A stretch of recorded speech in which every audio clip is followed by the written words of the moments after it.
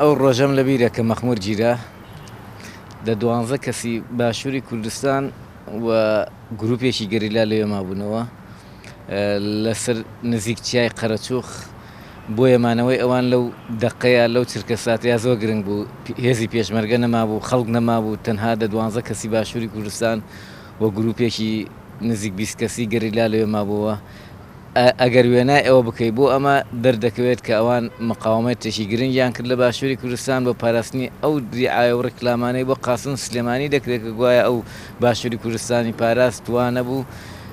ئەوەی من بینیم لەو ڕۆژە مەترسیدارەی شاری هەولێردا کە مەترسی لەسەری بوو و بەشێکی زۆری ڕێگەی مەخموور هەولێر و گوێر هەولێر چۆڵ کرابوو، تەنها گەریلا و بەشێکی بچووک لە خۆبەخشەکان مابوونەوە.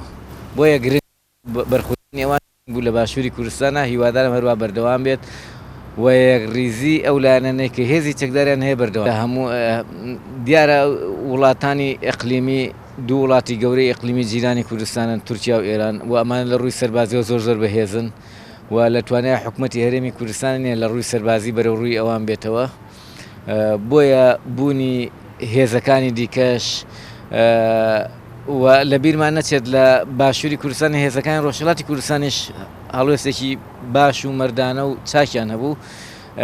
دەکرێت هەموو کورد پێکەوە بەرەنگارێکی میلی لە بەرامبەر داگیرکەرانی کوردستانە بکەن و ئەمە زۆر گرنگە و پێویستە لەم کاتەدا لە هەموو وەختێک زیاتر یەکڕیزی ناو ماڵی کوردی و تەبایی پارێزراو بێت.